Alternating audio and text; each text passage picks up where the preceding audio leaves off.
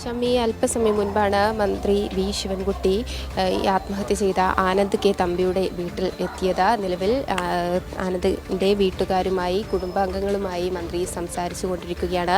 നമുക്കറിയാം, നാടിനെ തന്നെ ഞെട്ടിച്ച ഒരു വാർത്ത തന്നെയായിരുന്നു ആനന്ദിൻ്റെ ആത്മഹത്യ എന്ന് പറയുന്നത്. ഒരു വാർഡിലെ സീറ്റ് തർക്കത്തെ ചൊല്ലി, അതോടൊപ്പം തന്നെ വാഗ്ദാനം നൽകി പറ്റിച്ചതിനെ തുടർന്ന് BJPയിലെ തന്നെ സ്ഥാനാർത്ഥി, അതായത് വിമത സ്ഥാനാർത്ഥിയായി മത്സരിക്കാനിറങ്ങിയ ആനന്ദ് കഴിഞ്ഞ ദിവസം വൈകുന്നേരത്തോടെയായിരുന്നു ആത്മഹത്യ ചെയ്തത്. വീടിൻ്റെ പുറകുവശത്തെ ഷെഡിൽ ആയിരുന്നു ആത്മഹത്യ ചെയ്ത നിലയിൽ കണ്ടെത്തിയത്.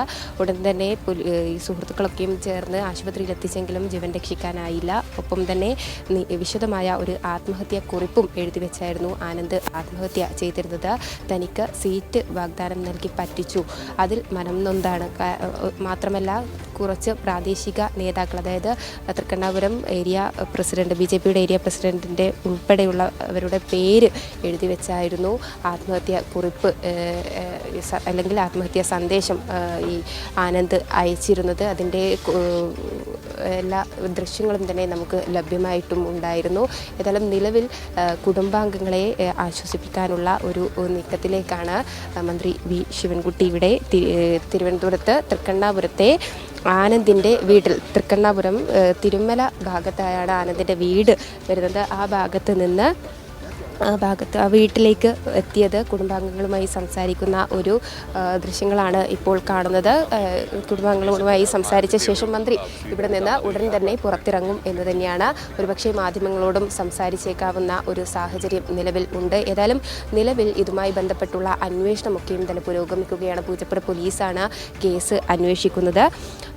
ഇത്തരത്തിൽ ഭീഷണിപ്പെടുത്തുന്ന ഒരു സ്ഥിതിയൊക്കെ ഉണ്ടായിട്ടുണ്ട് എന്നതായിരുന്നു ആനന്ദിൻ്റെ ആത്മഹത്യാക്കുറിപ്പിൽ പറഞ്ഞിരുന്നത്. അതുകൊണ്ട് തന്നെ ആരൊക്കെയാണോ ഭീഷണിപ്പെടുത്തിയത് എന്നതടക്കമുള്ള കാര്യങ്ങൾ പോലീസ് പരിശോധിച്ച് വരികയാണ്. തീർച്ചയായും ഇത്തരത്തിൽ സീറ്റ് വാഗ്ദാനം നൽകി പറ്റിക്കൽ മാത്രമല്ല, ആനന്ദ് നിക്ഷേപ തട്ടിപ്പിനും കൂടി ഇരയായി എന്നത് ആത്മഹത്യാക്കുറിപ്പിൽ ഇന്നലെ സൂചിപ്പിച്ചിരുന്നു. അതായത് വഞ്ചിനാട് സഹകരണ സംഘം, അതായത് BJPയുടെ നേതൃത്വത്തിലുള്ള വഞ്ചിനാട് സഹകരണ സംഘത്തിൽ നിന്ന് 22 ലക്ഷം രൂപയാണ് നിക്ഷേപ തുകയായ തനിക്ക് കിട്ടാനുള്ളത് എന്നതടക്കം സൂചിപ്പിച്ച് വെച്ചായിരുന്നു ഇത്തരത്തിൽ ആത്മഹത്യാക്കുറിപ്പ് രേഖപ്പെടുത്തിയിരുന്നത്, അല്ലെങ്കിൽ ആത്മഹത്യാക്കുറിപ്പ് അയച്ചിരുന്നത്. അതോടൊപ്പം തന്നെ പറയുന്നത് BJPയുടെയോ RSSൻ്റെയോ നേതാക്കൾ തൻ്റെ ഭൗതിക ശരീരം പോലും കാണാൻ പാടില്ല, അല്ലെങ്കിൽ അവരെ കാണാൻ അനുവദിക്കരുത്, അവർ കാരണമാണ് ഇത്തരത്തിലൊരു അവസ്ഥയിലേക്ക് താൻ പോകുന്നത് എന്നതടക്കമുള്ള കാര്യങ്ങൾ തുറന്നു പറഞ്ഞുകൊണ്ടാണ് ആത്മഹത്യയിലേക്ക് ആനന്ദ് പോയിരുന്നത്. ഒപ്പം താൻ ജീവിതത്തിൽ ചെയ്ത ഏറ്റവും വലിയ തെറ്റ് എന്ന് പറയുന്നത് RSSകാരനായി ഇത്രയും കാലം ജീവിച്ചു, അല്ലെങ്കിൽ BJPയുടെ കൂടെ നിന്നു എന്നതാണ്. അതാണ് തൻ്റെ ജീവിതത്തിലെ ഏറ്റവും വലിയ തെറ്റ് എന്നതടക്കമുള്ള കാര്യങ്ങൾ തുറന്നു പറഞ്ഞുകൊണ്ട് വളരെ വേദനാജനകമായ രീതിയിലുള്ള ആത്മഹത്യാ സന്ദേശം എഴുതി വെച്ചാണ് അദ്ദേഹം ആത്മഹത്യയിലേക്ക് പോയത്. കഴിഞ്ഞ ദിവസം നമുക്കറിയാം, ഇത്തരത്തിൽ വിമത സ്ഥാനാർത്ഥിയായി മത്സരിക്കുമെന്ന് അറിയിച്ചിരുന്നത് സോഷ്യൽ മീഡിയ ഫേസ്ബുക്ക് വഴിയായിരുന്നു. പിന്നാലെ നിരന്തരം BJPയുടെയും RSSൻ്റെയും പ്രവർത്തകർ ഇദ്ദേഹത്തെ വിലക്കുകയും ഭീഷണിപ്പെടുത്തുകയും ചെയ്തു എന്നതാണ് അറിയുന്നത്. അതോടൊപ്പം തന്നെ ഇദ്ദേഹം പ്രചരണത്തിനായി ഇറങ്ങുമ്പോൾ കൂടെ കൂടിയിരുന്ന BJP RSS പ്രവർത്തകരെയും നേതൃത്വം വിലക്കുന്ന ഒരു സ്ഥിതിയുണ്ടായി. പിന്നാലെ ആനന്ദിൻ്റെ അടുത്ത സുഹൃത്തുക്കൾ പോലും ആനന്ദിൽ നിന്നും അകന്നു പോകുന്ന ഒരു സാഹചര്യമാണ് ഉണ്ടായത്. ഇത് വല്ലാത്ത മാനസിക സമ്മർദ്ദം തന്നിൽ ഉണ്ടാക്കി എന്നതായിരുന്നു ആനന്ദിൻ്റെ ആത്മഹത്യാ സന്ദേശം എന്ന് പറയുന്നത്.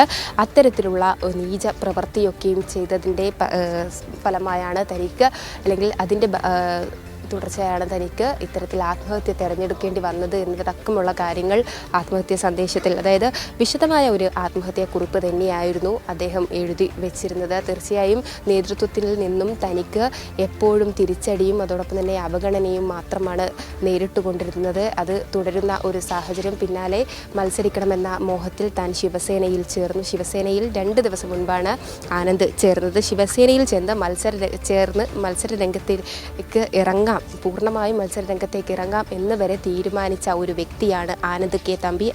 ആ ഒരു സാഹചര്യത്തിലാണ് പെട്ടെന്ന് കഴിഞ്ഞ ദിവസം വൈകുന്നേരത്തോടെ അദ്ദേഹത്തിൻ്റെ വിയോഗ വാർത്ത അറിയുന്നത്, അല്ലെങ്കിൽ ആത്മഹത്യ ചെയ്തു എന്ന് അറിയുന്നത്. ഈ ഒരു സാഹചര്യത്തിൽ നേതൃത്വം കൃത്യമായ മറുപടി നൽകിയ മതി. കാരണം മത്സരരംഗത്ത് പൂർണ്ണമായും സജീവമാകാമെന്ന് കരുതിയിരിക്കുന്ന നേതാവ് പെട്ടെന്ന് ആത്മഹത്യ തിരഞ്ഞെടുക്കുമ്പോൾ അതിന് പിന്നിൽ ഭീഷണി സ്വരങ്ങൾ ഉണ്ടോ എന്നതടക്കമുള്ള കാര്യങ്ങൾ അന്വേഷണ സംഘം അന്വേഷിച്ചു വരും, അല്ലെങ്കിൽ അന്വേഷിക്കും അന്വേഷിക്കുന്നുണ്ട് എന്ന് തന്നെയാണ് മനസ്സിലാകുന്നത്. അതുകൊണ്ട് തന്നെ നേതാക്കളെയൊക്കെയും തന്നെ വിശദമായി ചോദ്യം ചെയ്യാനുള്ള നീക്കങ്ങളിലേക്ക് പോലീസ് കടക്കും എന്നും മനസ്സിലാകുന്നു. അതിനിടയിൽ ഏറെ വിഷമമുണ്ടാക്കുന്നത്, അതായത് നേതൃത്വത്തിനകത്ത് തന്നെ അണികൾക്കിടയിൽ വിഷമമുണ്ടാക്കുന്നത് എന്ന് പറയുന്നത് ഇത്തരത്തിൽ 16 വയസ്സ് മുതൽ RSSൻ്റെ ഭാഗമായി സജീവ പ്രവർത്തകനായിരുന്ന വിവിധ മേഖലകളിൽ പ്രവർത്തിച്ചു വന്ന RSS നേതാവായ ആനന്ദ് കെ തമ്പിയെ തനിക്കറിയില്ല എന്ന് അധ്യക്ഷൻ പറഞ്ഞിരുന്നു കഴിഞ്ഞ ദിവസം മാധ്യമങ്ങളോട്. അതിനെ തുടർന്ന് വ്യാപക വിമർശനമാണ് രാജീവ് ചന്ദ്രശേഖറിന് നേരെ ഉയർന്നത് എന്നത് തന്നെയാണ് അറിയുന്നത്. സോഷ്യൽ മീഡിയയിലും അതോടൊപ്പം തന്നെ BJPയുടെ തന്നെ വാട്സാപ്പ് ഗ്രൂപ്പുകളിലൊക്കെയും തന്നെ അധ്യക്ഷന് നേരെ വിമർശന കൂമ്പാരങ്ങൾ തന്നെയായിരുന്നു.